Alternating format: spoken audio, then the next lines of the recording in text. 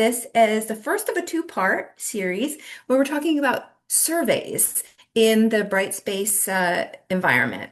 The importance of surveys, one reason we're doing this topic is because through our data, we noticed that surveys were an underutilized tool in the Brightspace environment. So we thought, well, maybe people just don't know enough about them, and people would use them more if they knew what they could do with them. So today we're going to talk about how you might be able to use surveys in your course. And then when you come back, if you're able to come back St. Patrick's Day on March 17th, we will actually talk about how do you build these things. So if you need some support with building it, then you can come back then. All right, so we'll go ahead and we'll get started talking about these surveys. Our agenda today, we're going to talk about survey tools in Brightspace, how we can use them for poll styles, but also we're going to talk about how we can have them be anonymous or identified so that we can know who's doing it. And we'll think about the instructional opportunities that we can do with this. But let's start with a little bit of an icebreaker of our own. Think of a time when you ask students for feedback, what happened? Now, this is vague on purpose. It could be that you were just in class, you said any questions, or it could be that you use some kind of an online polling. Maybe you use something like a Padlet or some other kind of tool. Go ahead and feel free to type that in the chat or feel free to unmute and let us know how that went. What happened? Any questions is usually met with silence, but if I ask specific feedback question, I usually get a response. That's a really good point. Olivia pointed that out. And I found that also with my son, with my own child.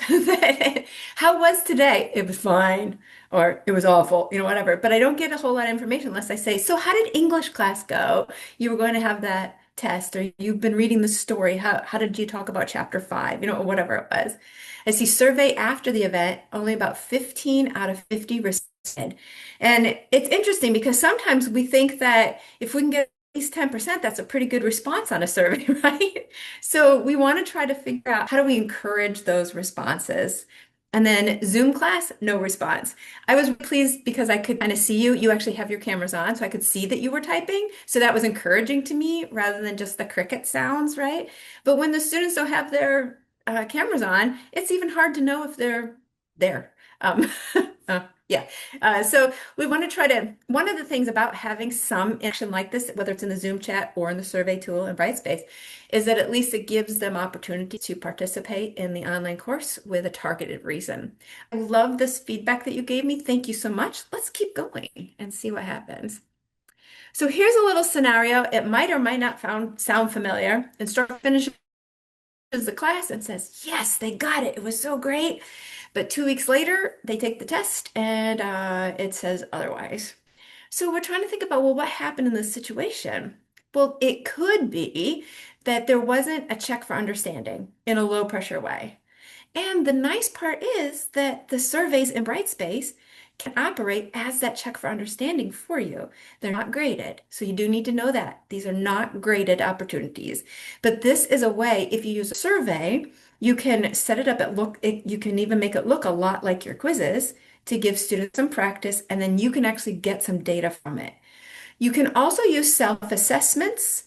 Self-assessments is another tool that's available, but you don't get information from the self-assessments. That's really just for the students. So you have to decide what's your purpose. Why am I giving this? Why am I collecting this information? Let's dive deeper into it so we can see what exactly are these surveys, what they are and what they are not. So Brightspace surveys versus quizzes, they do have a similar setup. You will find that the items are very similar between the two. Surveys, they tend to be a little lower stakes than say a quiz, because usually we're setting up a quiz because we want a grade. But if you don't need a grade, if it's just really something that's informational, for instance, your introductory survey, I've seen some courses set them up as quizzes. But if you don't really care about the grade, I've seen some courses set them up and they have a point zero 0.01 points or something like that, just so that they have something. But they might be able to use those as a survey instead and not have to mess around with point zero 0.01 points in the grade book and all these other things. But they are a similar setup. You really want to think about your intent. Do you need a grade for whatever this activity is? Some people want to apply a grade to their introductory survey because they think then students will do it. So it's kind of that playing field here, but we have a lot of other ways that we can use surveys, and we'll talk about those today. So you might find, oh, I have other intents, other reasons for these surveys. I'd like to use it there. And the other thing is a survey, we can set it up so there's some anonymity involved there. So that can be really valuable depending upon, again, what our intent is. If we just want to get information, say a mid-course survey where we say, hey, how's it going? What am I doing well that really helps you? What could I do differently? If we don't really mind if Christina says it or if Pauline says it, then we can just get this general information to inform our instructional practices. If we really need to know, oh, well, Linda said that if I don't have the PowerPoints given to me, it's really, really difficult for me. We might give them the opportunity also to provide their name if they'd like follow-up. So you can see how you could still let it be anonymous, but then put an item in there where they could give their name if they want specific follow-up. Or when you set up surveys, you can have it collect the names as well for reports. And we'll talk about some of those. But just to make it just a little bit more definite here, quizzes are graded, surveys are not. Quizzes are usually performance-based. How well are you understanding this information?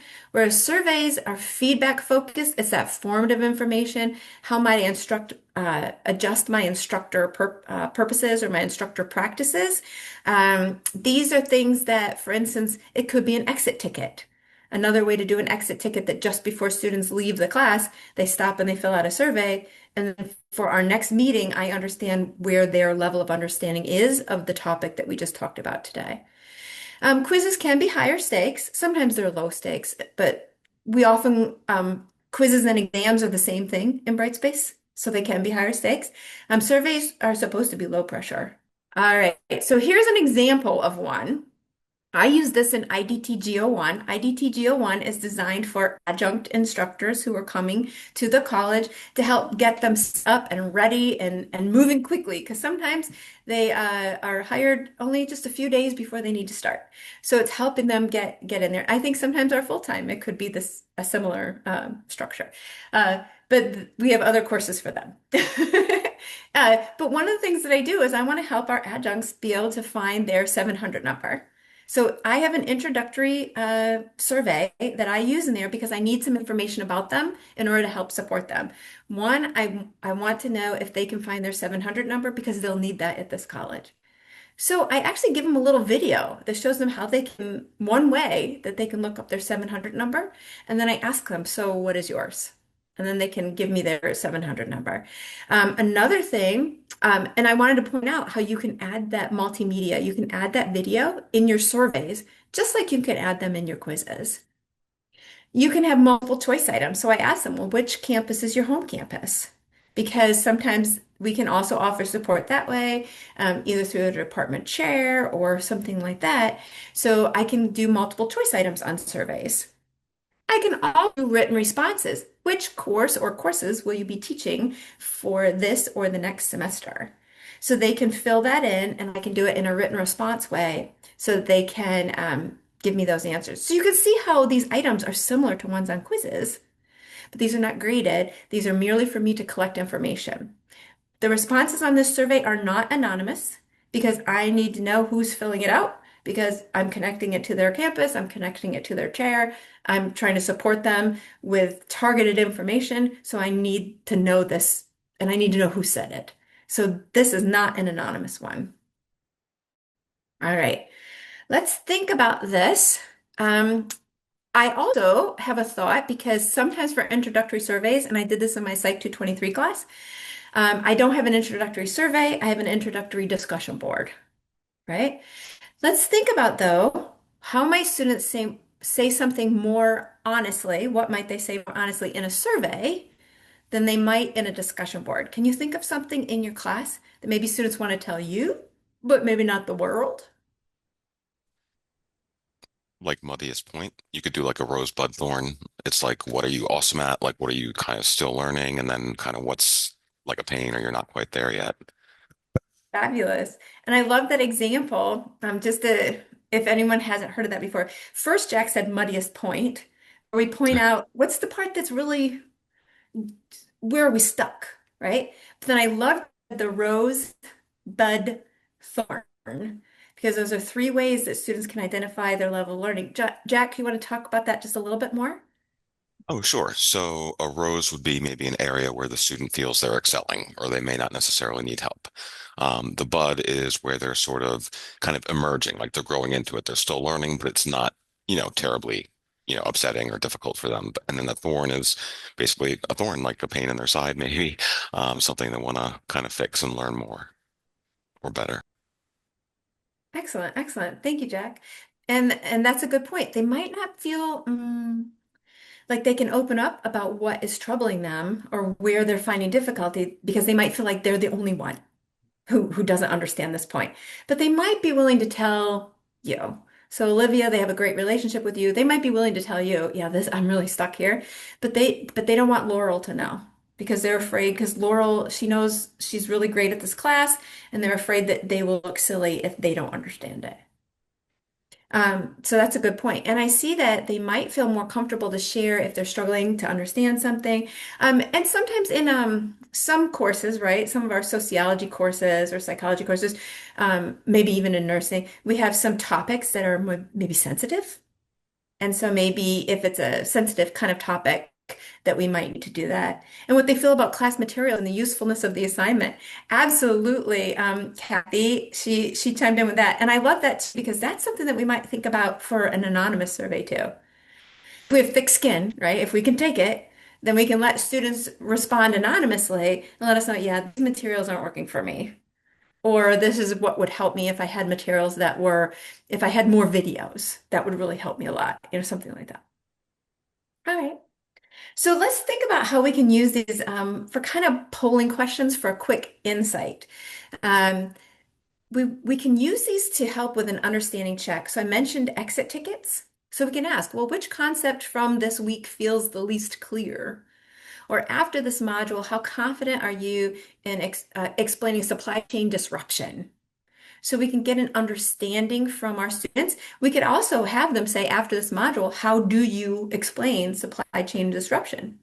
Then that way we can see how they are. I'm working on business class, so that one's in my head, by the way. But that way we can see how students are understanding what we've been talking about supply chains, and we can recognize, okay, I'm going to need to spend 10 minutes at the beginning of the next class really responding to this. Or, okay, good, they've all got it. We can move ahead like we were planning to.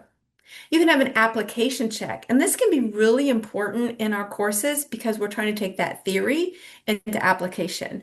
That's what we're trying to do with these lunch and learns. This one's going to be more about that theory. Why do we do it? And then on the 17th is actually being able to build one. But so in an application check, we might say, well, which of these scenarios would create the biggest HR challenge? Or if your supplier delays shipments by 2 weeks, what's your first move? So really getting them to apply these kinds of concepts that we've been talking about and how would they actually put them into practice. And that's also important at a community college because we do a lot of application here, a lot of how does this affect you in the real world? And then we can do a confidence scale even. We can say, well, on a scale of 1 to 5, how ready are you for the exam? And we can get a good feeling from our students to know if we need to offer them some more support, maybe even delay the exam by one day, because 67% of the students said, yeah, I'm at it too. I'm lost. So we can make really good responses to them. Understanding that if it's a 7-week course, we might not have that flexibility of dates, but it's just recognizing that we can respond to our students. And if nothing else, respond and say, oh, I saw that 67% of you said that you feel like you're at a 2. Here's some more resources for you to review before the exam so that way you can feel more confident. Or you can record a lecture real quick that talks about those sticky points and you can provide that information to them. Maybe you've done what Jack said and you had a survey about a rose, a bud, and a thorn, and you take those thorns, you provide a 7-minute video that talks about the thorns and you give that out to the class. So it doesn't mean it's not trying to create more work for you so that you respond now to those 10 students who express that to you. Maybe you create one video that will help those 10 students and possibly the 3 who didn't tell you because they didn't feel like sharing that. If you're doing these poll kinds of questions, you want to make sure that it's specific. Now, it doesn't mean you can't have two or three questions on there, but something specific for the students to respond to, connected to an upcoming decision. Meaning, don't just give these to give them because you're like, oh, I should do that because it gives students a chance to respond, and that's one of the CCCs, right? No, no, no. You want to make sure that you have a reason that you're giving this. And that's why you might respond, hey, 67% of you said this. Here are resources to help you. Or 72% of you said this. Or you might say, you know what? I saw that three of you, even though it was anonymous, I saw that three of you responded with, you need more help. Come to my office hours on Thursday, and this is what I'll talk about. So those are different ways that you can show them that their voice is heard and that when they complete these things, you are paying attention to them. And that also addresses the comment that we had earlier that said, we have an event and then only 15 out of 50 students respond. The more they see that their voice is heard, the more they'll respond. Now, am I saying you need a survey every course or every class meeting? No, I'm not saying that. But a few during the semester. If you have a 7-week semester, maybe you have at least two, right? Maybe three. But a 15-week, maybe have, I don't know, five or six. I mean, wherever it fits, where it has meaning so that you are connecting it to an upcoming decision. And even if that decision is, thank you so much, I'll be able to make the course better. I'll be able to make modules 1 and 2 better for next time. If you're responding to them that way, that's okay too. So it's recognizing that, but letting them know that they're heard. Now let's talk about why we might do one anonymous versus identified. And we talked about that a little bit. Anonymous ones, you tend to get a little more honest feedback, depending upon how the culture is set up in your course. Because if you have a really good relationship with your students, chances are pretty good that they're going to be honest with you anyway. Maybe more honest than you wanted, right? But it's there. But if you identify them, if you get their names, then you have a better chance of individual follow-up. Anonymous is disaggregated. You use it for general progress, whereas identified, you might be tracking your progress. So where are you in the steps for the final project? And they can tell you, and then it can help you know if your students are moving along like they should be. Most courses have benchmarks built in, but even with the benchmarks, sometimes we need to ask students in between. Uh, and anonymous, you can use it for general next steps. What are some instructional decisions I need to make? But if you identify them, maybe you can even give them targeted supports. Okay, Christina, I saw that you need more supports with this particular topic with the supply chain. Here's 3 videos you can watch and an article, and then let me know if you have more questions, something like that. Or you can just email her directly and say, where are you specifically struggling so that I can really support you. Depends on what the level is and what you are able to offer. But the key message here is that anonymity can increase that honesty, but identification can increase actionability. So we kind of talked about this. When might anonymity actually reduce usefulness? Can you think of something off the top of your head? If depending on the question asked, of course, but if you're trying to look for a specific feedback and then somebody comes in with like an actual issue and then you don't know which student is really struggling or something like that, if there's like Mhm. one feedback that especially stands out, perhaps. Excellent. And Linda responded, if you do have a student who has a specific problem and it was an anonymous survey, then maybe it's hard to be able to follow up unless you blast it out to everybody. Hey, Yeah. someone said some specific. You could Retalk. Is that what you're going to say, Linda? you could spend a lot of class time trying to fix one person's problem or help one person. So that wouldn't be Right. good. Instead of like just saying, hey, come to my student hours Yeah. or Zoom with me. Yeah, exactly. One of the things when we were practicing this and getting ready for this, though, one of my colleagues mentioned, she said, though, don't pretend it's anonymous if you can actually figure out who did it. So if you're in class and there's only 2 students in your class who have it as required, the other ones have it as an elective, and one of your questions on your survey is this a required course for you? Then and they say yes, and then you can narrow it down. Ooh, it's one of those two. It feels like a gotcha then when you say it's anonymous, but I can figure it out. So also determine, if it's really important, then don't ask those questions that help you figure out, are you a boy or a girl? You know what I mean? Do we really need to know that, right? Or how do you identify? that depends. Maybe that is important depending upon the subject that we're talking about. But recognizing what questions do we really need to ask here? And on a side note, I mean, I'm a qualitative researcher, and that was one of the things, even with my dissertation, is to determine what information do I really need, right? To be able to to really make those decisions about, well, who's responding versus what's this information I'm getting, and deciding what your intent is. So here's some practical use cases for you. So how might I use these, Laura? Well, we can think about them as icebreakers. So at the very beginning of that semester, first class or so, what's your major? Have you ever worked in HR? What's one goal that you have for this course? Um, we can use this as a way to get to know each other, surveys. One of the things that I thought about when we were talking about this is that I don't always like to use the first class time to go around and have everyone introduce themselves because that uses all of my first class time, and I only have just so many with them.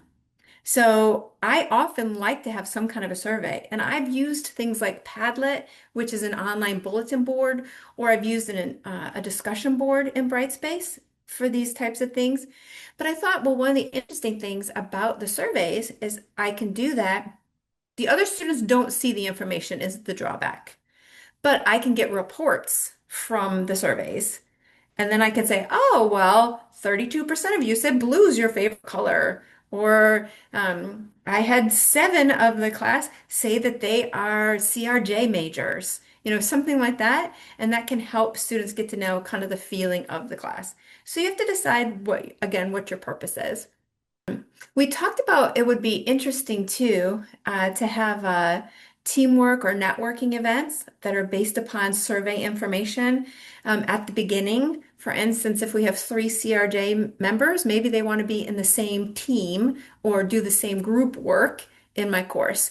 So as an instructor, rather than just randomly assigning individuals to groups for group work, I might be more strategic about it or help them think about it. I could use it as the start of the semester so that I can kind of humanize that space and periodically check in throughout the course to help with building this community as well. So I can get some information about students and kind of help them to communicate with each other.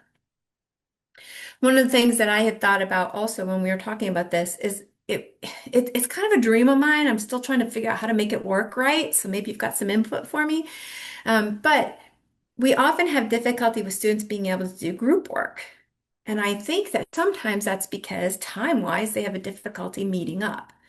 So if we had a survey, and we could do a discussion board, but then they have to filter through all of the discussion board answers and find it themselves, whereas a survey could pull this information for me.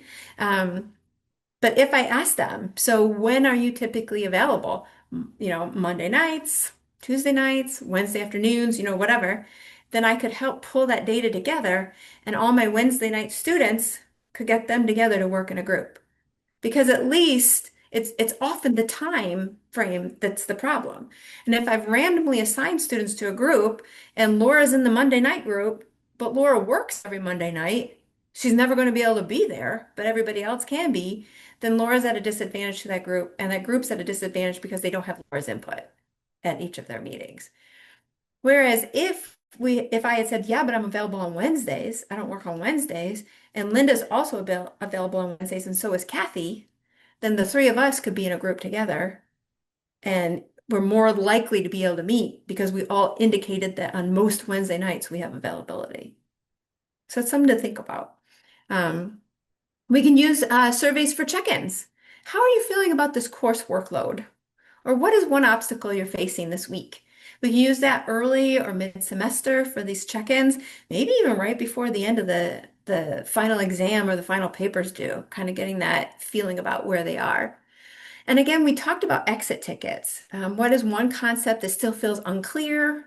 Or what should I revisit next class? And then we actually use this information for the next session of class. There is a fourth use that's the one that I was talking about also is thinking about that group work, looking at availability of times, and then helping with those groups, or by saying, okay, here's some speed dating. We were kind of joking about what would you call it. Okay, so now you can meet the people who are available on Wednesday nights, and they can determine how they're pairing off between those 6 people who are available on Wednesday nights. So, that kind of thing. But I want to show you a few examples. So this is from an actual course that's happening here at Delaware Tech. But it's a welcome survey, kind of an icebreaker idea, that a question is, please share the name by which you want to be called in our class. Because that's not always the same one as what's in Brightspace. So being able to be respectful of the label or the name that someone would want to be called, and if you want to be able to know the pronouns for an individual, that you could do that with a welcome survey. And it would not be anonymous, most likely, especially if the name is very different from the one that's in Brightspace. You'd need to know how to connect it to the specific individual. What are you looking forward to in this course? You see, this is a written response. They can even add images, they can add audio, video to these responses. It helps with some of those choices. You could ask them, what are you nervous about or concerned about for this course? And you could even say, what would you like your instructor to know about you? This was actually a really big thing. Oh gosh, I don't know, 12, 15 years ago even. But someone, it was out on social media, had put out to their students, what else do you want me to know about you? And had found out some really good information about students when they open up to them and let them know, well, I have 3 kids at home and I have 2 jobs, and so I'm really trying to make this work. Or they can let you know of a disability that they've never disclosed to the disabilities office. Or they might just tell you, I love coffee and I'd like to connect with you and talk about coffee sometime or gardening. It could be light, it could be heavy. I thought this was interesting too for check-in survey. You've got on a scale of 1 to 5, 1 is not at all comfortable and 5 is very comfortable. The question is, how comfortable are you navigating this course in D2L, which we're calling it Brightspace now because D2L is actually the company. But or how comfortable are you in your classroom? So these, we can also set up these Likert style, and I know I used to call them Likert, but they're actually Likert. We all learned something new, right? Um, but that one just sounds weird to say, but it's still that's what. But I like it because I wanted to show you another kind of item that's available in these surveys. And then, of course, we have the written response. What do you enjoy about this course or this class? Please, if you're going to ask questions like this, by the way, though, make sure you have thick skin because you might also want to ask them what would make this course or class better. And if you ask them that, they might say something and you got to be ready for it. So we want to make sure that we're in a place that we're not going to take these things so personally that they're just going to kill us if we read them. So make sure that if you're asking this information, you're okay with students being honest. Now, if you have one person who totally flies off the handle and they say all kinds of stuff, they might have something else going on in their life, right? But if you have 4 or 5 students who are saying, oh, well, actually, this would make it better for me if you approach it this way, it's just recognizing that opportunity of growth for yourself or for your instructional practices. Now, there's some data that you can get, by the way. And remember, we talked about being able to collect that feedback without responding. It erodes trust. So if we're going to have these questions, we want to make sure that we're responding to them. And for instance, how I was talking about percentages and stuff like that, 60% of you said that supply chains were confusing. We will start there today. So that way we are responding to them, we let them know. Several of you shared workload concerns. Here's how we will adjust. Or here are some meditation resources. Or here are some time management resources. Or here's a link to the tutoring center that can help you. I mean, there's lots of ways that you can respond to these types of information that's shared, to this information that's shared. I'm not telling you that it ends up being a one-to-one response, but it's being able to be there for your students, have them be heard, and to increase your instructor presence. So now you're really hearing their voices, you're acknowledging what they need, you're looking for them to tell you what you're doing well and where you can improve. And it's having them be able to feel like they have this conversation with you. So we've done three different topics in Lunch and Learn so far this semester. We've talked about our communication rhythm. That's with announcements. We might do one of those midweek announcements based on a survey. Here's something for an announcement for the whole class. I saw that everyone really enjoyed this video. If you didn't get a chance, or three-quarters of you said you really enjoyed this video. If you didn't get a chance to look at it yet, you might like to take a look, you know. Um, Thoughtful automation. Those are the intelligent agents that can be sent out. Those are triggered by certain things that happen in the course. Either they've participated or they haven't. They did well on a quiz or they didn't. You have lots of behaviors that could trigger an intelligent agent. And now we're talking about listening on purpose through surveys. All of these things combine to be part of responsive teaching.